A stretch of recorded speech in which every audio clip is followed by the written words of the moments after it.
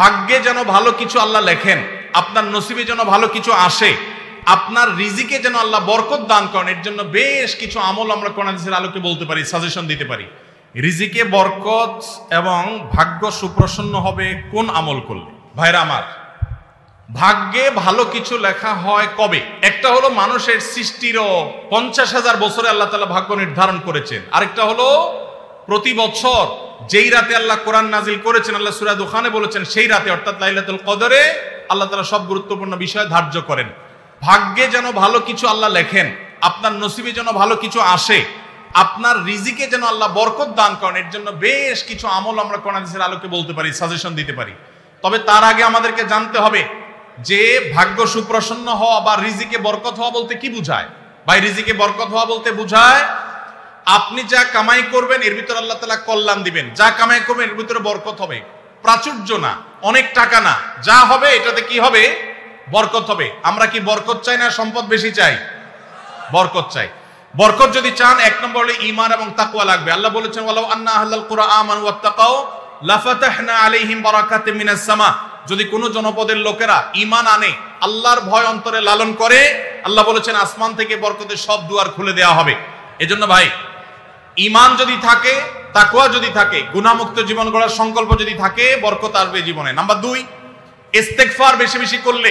আল্লাহ বলেছেন সূরা নূহের মধ্যে, যদি কেউ ইস্তেগফার করে, নূহ আলাইহিস সালাম তার জাতিকে বলেছেন ফাকুল তুস্তাগফিরু রাব্বাকুম ইন্নাহু কানা গাফফারা ইউরসিলিস সামাআ আলাইকুম মিদরারা ওয়া ইমদিদুকুম বিআমওয়ালিন ওয়া বানিন ওয়া ইয়াজআল লাকুম জান্নাতিন ওয়া ইয়াজআল লাকুম আনহারা। আল্লাহ নবী নূহ আলাইহিস সালাম বলেছেন, আমি আমার জাতিকে বলেছি তোমরা আল্লাহর কাছে ইস্তেগফার করো, ক্ষমা প্রার্থনা করো। বেশি বেশি ইস্তেগফার করলে আল্লাহ তাআলা রিজিকের মধ্যে বারাকা দিবেন, অভাব দূর করবেন, সম্পদে এবং সন্তানে আল্লাহ তাআলা বরকত দান করবেন। তাহলে 2 নম্বর আমল হলো ইস্তেগফার করা, রিজিকে বরকত হবে ইনশাআল্লাহ। নাম্বার 3, শুকর আদায় করা। আল্লাহ বলেছেন লা ইন শাকারতুম লা আযীদান্নাকুম। আপনি কোনো কিছু পেয়েছেন, আলহামদুলিল্লাহ বলেন, যা পাইছেন শুকর আদায় করেন, আল্লাহ নিয়ামত বাড়ায় দিবেন। নাম্বার 4, দান সাদাকা করা। আল্লাহ তাআলা বলেছেন ইয়ামহাকুল্লাহুর রিবা ওয়া ইউরবিস সাদাকাত। আল্লাহ সুদকে ধ্বংস করবেন, তবে সাদকা এবং দান এটাকে আল্লাহ তাআলা বাড়িয়ে দিবেন। এইজন্য কেউ যদি দান করে, আল্লাহ তাআলা তাকে কি দেন? বরকত দান করেন তার রিজিকে। তারপরে 5 নম্বর হলো আত্মীয়তার সম্পর্ক রক্ষা করা। নবীজি সাল্লাল্লাহু আলাইহি সাল্লাম বলেছেন মান সাররাহু আন ইউবসাতা লাহু ফি রিজকিহি আও ইউনসালাহু ফি আথারিহি ফালিয়াসিল রাহিমা। যে ব্যক্তি চায় তার আত্মীয়তার সম্পর্কে, যে ব্যক্তি চায় তার হায়াতে বরকত হোক, তার রিজিকে বরকত হোক, সে যেন আত্মীয়তার সম্পর্কের সাথে সম্পর্ক ভালো রাখে, আত্মীয়দের সাথে, অর্থাৎ রক্ত সম্পর্কে আত্মীয়দের সাথে যেন সম্পর্ক কানেক্টেড রাখে, বিচ্ছিন্ন না করে, তাহলে তার রিজিক এবং হায়াতে বরকত হবে। এবং সর্বশেষ আরেকটা আমল বলতে চাই, সেটা হলো খাবারের ক্ষেত্রে একত্রিত হয়ে বসে খাবার খাওয়া। এই সুন্নত আমাদের সমাজ থেকে বিদায় হয়ে গেছে, আমরা অনেকে জানি না। আবু দাউদের একটি হাদিস বর্ণিত হয়েছে, নবীজি সাল্লাল্লাহু আলাইহি সাল্লামের কাছে এক ব্যক্তি বললেন, হে আল্লাহর রাসূল, আমরা খাই কিন্তু অনেক খাওয়ার পরেও পরিতৃপ্ত হই না, পেট ভরে না, খাবারের চাহিদা পরিপূর্ণ মিটে না, কারণটা কি? নবীজি সাল্লাল্লাহু আলাইহি সাল্লাম বলেছেন তোমরা সম্ভবত আলাদা আলাদা প্লেটে খাও, আলাদা আলাদা সিঙ্গেল খাও। তখন নবীজি সাল্লাল্লাহু আলাইহি সাল্লাম বলেছেন তোমরা সবাই একসাথে খানা খাবে, আল্লাহ তাআলা তোমাদের খাবারে বরকত দান করবেন। একসাথে খানা খাবে এবং বিসমিল্লাহ বলে খাবে, এই দুইটা কাজ করলে আল্লাহ তাআলা তোমাদের খাবারে বরকত দান করবেন। এজন্য ভাইরা, বাসা বাড়িতে এক প্লেটে স্বামী স্ত্রী দুজন আছেন, এক প্লেটে খাবেন। বাচ্চাদেরকে নিয়ে বড় প্লেট নিয়ে খানা খাবেন, এটা সুন্নাত। নবীজি সাল্লাল্লাহু আলাইহি সাল্লাম উৎসাহ দিয়েছেন, কিন্তু আমাদের সমাজ থেকে এটা এখন হারিয়ে গেছে, নাই বললে চলে। আমরা সবাই যার যার মতো খানা খাই।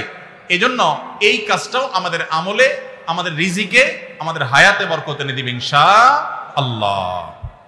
আকিকা না দিলে কি শিশুর বিপদ কাটে না? আকিকা না দিলে শিশুর বিপদ কাটে না এমন কোনো কথা কোরআন হাদিসে নেই। তবে আকিকা দেওয়া এটা গুরুত্বপূর্ণ একটা আমল। আল্লাহ কাউকে পুত্র সন্তান দান করলে 2টি ছাগল, আর কন্যা সন্তান দান করলে 1টি ছাগল জবে করা, এটা নবীজি সাল্লাল্লাহু আলাইহি সাল্লামের সুন্নাহ। এটা জন্মের 7ম দিনে, না হলে 14তম দিনে, না হলে 21তম দিনে করবেন। সেটাও যদি কোনো কারণে না হয়, পরে যে কোনো সময় করলেও আদায় হয়ে যাবে। এমনকি কারো শিশু কারো যদি আকিকা দেওয়া না হয়, বড় হওয়ার পরে তার আকিকা দিলেও আদায় হয়ে যাবে। এই আকিকা এটা না দিলে যে বিপদ কাটে না এরকম কোনো কথা নাই। তবে হ্যাঁ, বিভিন্ন হাদিসে নবী সাল্লাল্লাহু আলাইহি সাল্লাম বলেছেন কুল্লু গুলামিন মুরতাহানুন বিআকিকাতিহি। বাচ্চা এটা আকিকার উপরে সে অনেকটা ডিপেন্ডেন্ট থাকে। এই হাদিসের ব্যাখ্যা অনেক মুহাদ্দিসরা বলেছেন আকিকা না দিলে আকিকা দেওয়ার ফলে সে বিভিন্ন ক্ষয়ক্ষতি থেকে বেঁচে থাকতো। অনেকে বলেছেন শয়তানের কুমন্ত্রণা থেকে বেঁচে থাকে আকিকার মাধ্যমে, এটা থেকে সে আর বাঁচতে পারে না, ওই ক্ষতি তাকে স্পর্শ করার সম্ভাবনা থাকে। তবে কেউ আকিকা দিতে পারলো না, অন্য কোনো আমল করলো তার সন্তানের জন্য, আল্লাহ তাআলা তাকে সেভ করতে পারেন। এমন কোনো কথা নাই যে আকিকা না দিলেই তার সন্তানের বিপদ কাটবে না। তবে আকিকা দেওয়া উচিত, এর মাধ্যমে সন্তান নানাভাবে উপকৃত হয়, নানাভাবে সেভ থাকে, নিরাপদে থাকে। আল্লাহ আমাদের যাদের সামর্থ্য দিচ্ছে তাদেরকে আমল করার তৌফিক দান করুন। আমি একজন প্রাইমারি স্কুলের শিক্ষক। সকাল 9টা থেকে 4টা পর্যন্ত আমার কর্মঘণ্টা, 4টা 15 পর্যন্ত আমার কর্মঘণ্টা। 5 বছর বয়সী বাচ্চা থেকে শুরু করে 12 বছরের শিক্ষার্থী পড়ে। প্রতিটা ক্লাসের সময়কাল 40 মিনিট। সকালে 3-4টা ক্লাস নিলে শরীর আর চলে না, পরবর্তী ক্লাসগুলো শুরুর ক্লাসের মতো মনোযোগ দিতে পারি না। তাতে কি আমার বেতনের টাকার কোনো প্রবলেম হবে? শত শত কোমলমতি শিক্ষার্থী সামলানো অনেক কষ্টকর হয়।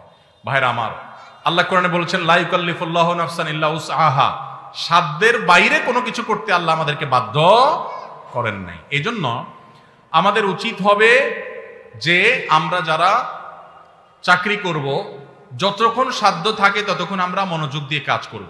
আমার এনার্জি আর কুলাচ্ছে না। আগে প্রথম আইসা যেরকম করতে পারছি সকালের দিকে, দুপুরের পরে শরীরে এনার্জি একটু কমে যাবে, এটা স্বাভাবিক। এর কারণে ইনশাল্লাহ আপনি আল্লাহর কাছে পাকড়াও শিকার হবেন না।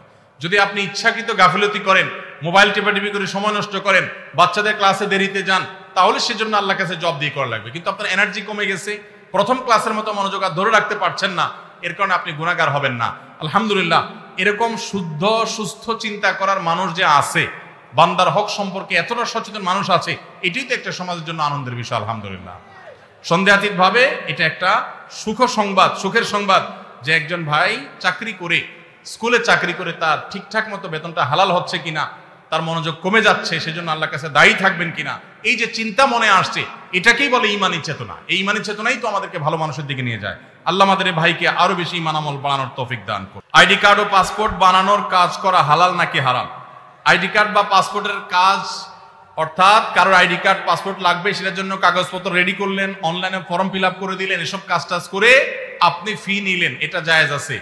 কিন্তু আপনি আইডি কার্ড এবং পাসপোর্ট অবৈধ উপায়ে যেটা পাওয়ার কথা না সেটা পাওয়াই দিবেন, যেটা 10 দিনে পাওয়ার কথা সেটা 5 দিনে পাওয়াই দিবেন, এই রকম করে যদি আপনি অফিসারদের সাথে তলে তলে লিঙ্ক করে, ঘুষের লাইন করে আর ক্লায়েন্টের কাছ থেকে টাকা নেন, তাহলে সেই উপার্জন আপনার হারাম। কথা কি বুঝাতে পারছি? একটা হলো যে আপনার একটা দোকান আছে, কম্পিউটারের দোকান আছে, নেট সার্ভিস আছে, আপনি অনলাইনে ফর্ম ফিল আপ করে দিলেন, কাগজপত্র আগায় জোগায় দিলেন, এটার জন্য ফি আপনি 2000 4000 আপনি নিতে পারবেন। কিন্তু আপনি ক্লায়েন্টের কাছ থেকে অতিরিক্ত টাকা নিয়ে ওই পাসপোর্ট অফিসার, এনআইডি কার্ডের ওই অফিসারে আপনি ঘুষ দিলেন, দিয়া আপনি কাজটা করে আনলেন।